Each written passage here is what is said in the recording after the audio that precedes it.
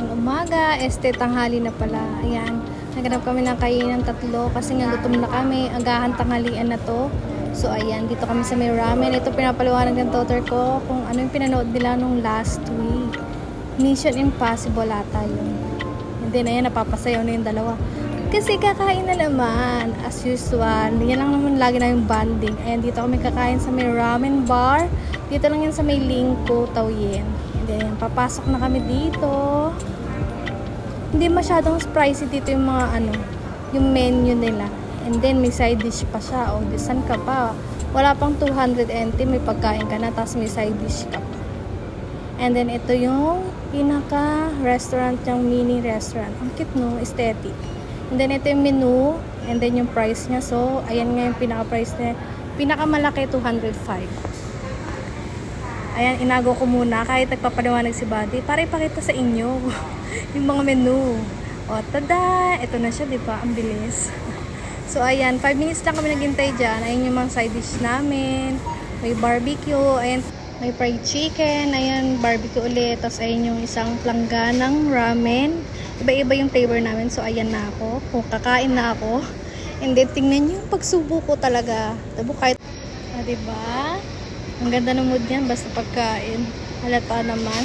Ang pisngi. O, diba? Laking noodles lang yun ng Taiwan. O, pak. Ganyan kumain ng ramen. Pak na pak. Nakakatawa yung churro dyan. Papasayaw pa ako sa sarap. Pero, 7 siya out of 10. Kasi mas masarap pa rin yung sa company namin, yung ramen. As in, mas masarap sa company namin.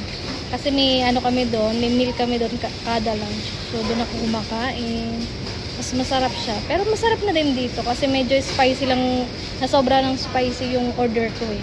Kaya all of all, okay naman. 'Di ba? May chismis kaya nababalaukan na 'yan. And then ayan na, tada. Yun yung bowl namin, 'di ba? Sa bowl na lang natira. And then, dumiretso kami dito sa Mainet. Ito yung parang puntahan ng halos ng Pilipino dito sa Taiwan. Kasi mura lang dito, tapos maganda pa yung quality. Ayan yung net. And then, ayan, ito, titingin pa. Ang ganda ng outfit nito. O, diba? Press kami ng daughter ko. Tingin-tingin na kasi wala pang sahod. Hanggang tingin lang kami. O, diba? O, titingin niya sa crop top. O, diba? O, alam niya mga taste ko. O, ang ganda nga nito. Kaya lang hindi ako nakabili eh. Kasi wala pang sahod. Ang price niya pa daw 200 plus ata yan. So hindi na siya pwede dapat sa budget. Hindi siya kasama. Next time na lang. O, diba? Sabi namin isukat namin dalawa. And then nagtingin-tingin kami sa iba. Ayan yung mga price ng iba. 200 plus din siya. So tingin-tingin lang talaga kami ng daughter ko. And then umikot-ikot pa kami dito sa may shop. Maganda ng mga nila na aesthetic ko. Classic. And then, napabili pa rin ako ng shoes ng anak ko para couple kami, di ba? O, tas bag niya. O, and then, ngiting tagumpay. Nakabili kami kahit hindi dapat. Masaya pa rin. Ang pinunta namin talaga dito is yung box. Kasi nga kailangan ng lagay ng gamit ko. Pero napadpad kami dito. Ayan, tingin muna kami na naglolo ko lang si kuya. Nauto na naman niya yung bata. Bata lang talaga nauuto niya. Char. O, diba? Ang mga bata tuwang-tuwa na sa ganyan eh. And then, dumiretso kami dito sa may Daiso, Japan. Ayan, nagtingin kami dito ng box. So, wala din naman ako nakahanap dyan. Nagkikot-ikot lang kami tatlo. Nagtingin-tingin, ganun. Tapos, ayan, may tinuro si daughter. Tingin daw kami doon, baka nandoon. Pero wala talaga siya. So, ayan si Buddy, si Pooh. Yan ang tawag ko sa kanya, Pooh. And then, nag-ikot-ikot lang kami dyan. And then, nag-ikot-ikot kami. Ayan. Nakita kami mga ganito. Mahilig kasi ako sa ganyan. And then, yung anak ko din, mahilig sa ganyan. Mga art-art, arty-artihan, ganun. Ayan. Ito na talaga. Nakahanap na ako. And 399 siya dito sa Nitori.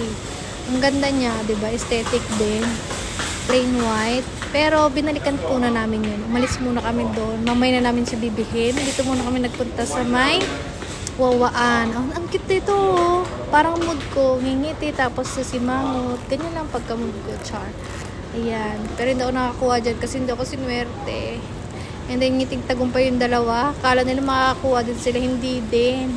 Hindi sila nakakuha. Pare-parehas tayo dito. Walang makukuha. O, diba? Tuwa-tuwa daughter ko. Kahit hindi nakakuha, tuwa-tuwa siya. Napagod na magwawa. Upo muna. Ay, si Buddy. Walang kasabaan yan. Magwawa pa rin yan. Hindi yan matatapos. Gusto niya yung laruan. O, diba? Parang bata. And then, binalikan na namin yung box. So, binili ko na kasi kailangan ko talaga. Ito naman talaga pinunta namin dito sa Global Mall. And then, umalis na kami. Si daughter nagtitingin-tingin ng baso. Ayan. Dito naman kami napadpad sa RJ. Malapit lang dito sa pinunta namin sa Global. Sa likod lang siya. Ewan namin kung saan kami pumupunta. Kasi dinadala yung paa namin. Kung saan kami nagpupunta ng tatlo. Ay, may Nutella, oh. Mura lang, di ba? And then, soju. Ayan, bawal yan. May pasok bukas. Dire-diretso lang. Oh, ayan, mga, pang box. Hindi muna tayo magpapabox ngayon. Wala pa sa budget. And then, tingin-tingin muna kami dito. Alam ko may bibili na ako dito. Nakalimutan ko na eh. Kasi tagal na natin ito. Ngayon ko lang siya naayos. Ngayon ko lang siya nilagyan ng voice over. Hindi ko alam kung anong kukunin ko dito. And then, punta naman kami dito sa may 50C kasi nauuhaw na kami. So, bumili kami nito. In order ko dyan, Ovaltine with oats. Ang sarap niya, may ice cream pa sa loob. The best. The best among the best. And then, may nakita na naman yung dalawa, donut daw. So, ayan, bumili kami ng donut. Sayo muna yan, may bagong chorus yan. Si daughter, may bagong step na naman natutunan sa TikTok. Yan, di ba kakaturo ko mag-TikTok? O, di ba? Alam ko anong classic ang in-order ko dyan. Masarap din yung donut dito. Kaya lang masyadong, light lang yung, niya, taste niya. Hindi katulad sa Pinas. Medyo sweet. Dito kasi sa Taiwan, medyo hindi siya masyadong sweet. Hindi sila maano sa sweetness, ganun. Matabang sila. Matabang gumawa ng food, ganun. Pero, masarap yung milk tea nila. Milk tea, the best, di ba? And then, ayan, pauwi na kami. Naglakad kami. Kasi nga, Casadora kami. So, lakad lang. Walang taxi. Wala naman kasi dito jeep or tricycle. So, lakad lang talaga ang gagawin namin. So, ayan. O, diba? Nag-model-model pa ang aking daughter. And then, pupunta kami dito sa park. Ayan, dito kami nag-food trip ng donut. And then, ng milk tea namin tatlo. Dito kami nagtsikahan. At dito din kami pinapak ng lamok. Ang dami pala ditong lamok. Pag uwi namin ng dorm, naku po, pulang-pula, batik-batik ang katawan namin, lalong-lalo na si Buddy. Yung maselan pa naman ang katawan niyan. And then, dito na matatapos. Bye-bye!